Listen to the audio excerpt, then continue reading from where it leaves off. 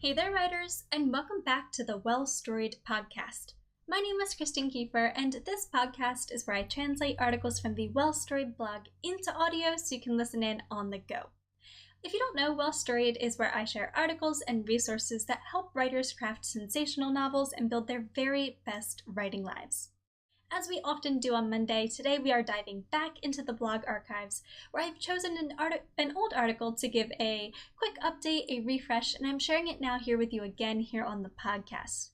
In the month of August, we've also been covering all of our articles on editing and revising over on the blog, and today is no different. Today we are talking about how to identify and cut your story's filler. And so without any further ado, if you would like to read along as you listen in, make sure to head on over to well-storied.com/filler and let's get started.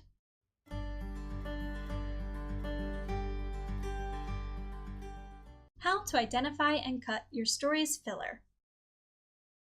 Have you ever read a novel that was far too indulgent for its own good? Perhaps the plot dragged on, or the prose meandered, or the author spent a highly unnecessary amount of time on world building or the color of their character's hair. Maybe you weren't exactly sure where the author went wrong, but you know the book could have been at least 50 pages shorter. A touch of fluff bears little consequence, of course, but too much filler can easily weigh a story down. Knowing how onerous such indulgent stories can be, it's time we took a look at our own manuscripts and the fluff that may be lurking within. How can you identify and cut your story's filler? Let's discuss today, writers. First, we need to answer one simple question. What is filler content exactly? From our introduction today, we've established that filler content, or fluff, is an overindulgence that leads to a story padded with unnecessary content. Filler can appear anywhere, in plot arcs, in prose, in exposition and description, in dialogue, and even among a cast of characters and themes. In essence, filler content is that which doesn't serve a purpose. It has no true bearing on the story, and thus removing it would have little to no effect on the story overall. In fact, cutting such content can only really make a story better. But what kinds of purposes can each of your story's passages fulfill? Let's take a look. Purpose number 1. A passage can deepen characterization. Bringing characters to life on the page is incredibly important. If readers don't first make a connection with your characters, they simply won't care about your story's conflict and its consequences. Thus, scenes, descriptions, conversations, and expository passages that lend themselves to deepening readers' understanding of your characters will always serve an important role in your story. Purpose number 2. A passage can show character development. Bringing characters to life on the page is important, as is showing how those characters develop as a direct result of your story's conflicts. Such development often plays directly into theme and gives your story some vital emotional depth and weight, even in the most lighthearted of tales. Purpose number 3. A passage can discuss theme. Themes are the topics discussed throughout a story, and they often appear whether or not an author consciously builds them into their work. Taking the time to weave established themes into your story, however, can lend to that very same emotional depth and weight we discussed a moment ago. Purpose number 4. A passage can advance the plot. In the same way that character development advances a character's internal journey, passages that advance your plot help maintain the pace of your external story and keep readers and characters rolling toward the final climax. Purpose number 5. A passage can ground readers in the story. Characters and conflict cannot take place in a vacuum.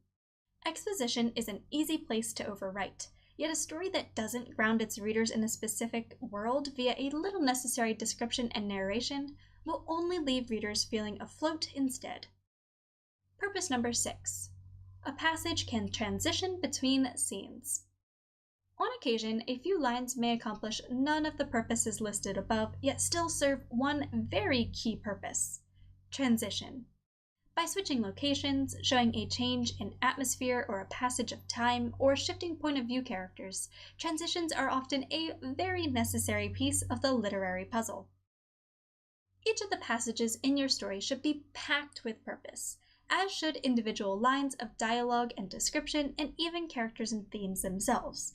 There is certainly a thin line between writing what you love and knowing when it's time to let go of that which you love in the name of telling a better story. I won't attempt to tell you where that line stands, but I would encourage you to question whether each individual element in your story serves a purpose. If you aren't sure, it's likely time to kill your darlings and cut it from your manuscript. If your story just doesn't work without that element, however, you'll know it wasn't filler after all. But what about the filler in our prose? We know how to identify and cut the filler in our story's content. It's passages and the story elements that comprise the narrative as a whole. But did you know that filler can also find its way into our prose? Though a Spartan writing style certainly isn't right for every author and every story, brevity always has its place. Why use 3 words when 1 would do, after all? Overwriting, ill-used metaphors, and an overindulgence in weak adjectives and adverbs are all, among other issues, a form of writerly fluff, as is purple prose. Writers often make use of this elaborate and flowery language in an attempt to sound skillful, without actually achieving that end. There's nothing wrong with working to write beautiful and inspired language, of course, but clarity will trump complexity any day. So don't leave readers bent beneath the weight of an overly complex writing style, okay? Fortunately, these issues are often merely a result of writing inexperience. As you continue to practice the craft, make an effort to examine and strengthen your prose, cutting unnecessary lines and considering the purpose each word lends in telling the very best version of your story. Practice really does make perfect in this context, writer. Or, at the very least, a little less fluff.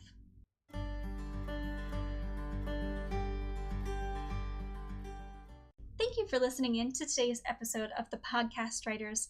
Just so you know, before we go any further, if you had any questions about the certain topics and concepts we discussed today, such as the many purposes that passages can serve, character development, theme, plot structure, etc., I have linked a ton of extra articles for you in today's episode transcript at well-storied.com/filler. So make sure to check that out. I'll leave that link for you in today's episode description as well.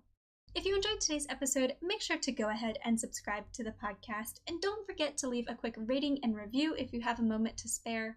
Every little rating and review goes a long way towards helping the podcast grow, gain more visibility, and keeps me running this show. So yeah, that would mean a lot to me if you were able to take a moment to leave your own rating or review. If you like supporting some of your favorite creators, and Well-Storied and the Well-Storied podcast happen to be something that you enjoy, do consider becoming a part of the Well-Storied Patreon team. Over on Patreon, if you don't know, you can support your favorite creators for as little as $1 a month. And I use the monthly pledges given by my own Well-Storied patrons to help cover the cost and expenses involved in running all of the free content I create at Well-Storied, including this podcast. So if you would like to help support the podcast and all that I create for Well-Storied for as little as $1 a month, make sure to head on over to patreon.com/wellstoried. All right, writers, that's everything I have for you today. I hope you enjoyed today's episode, and I will see you guys next time. Until then, happy writing.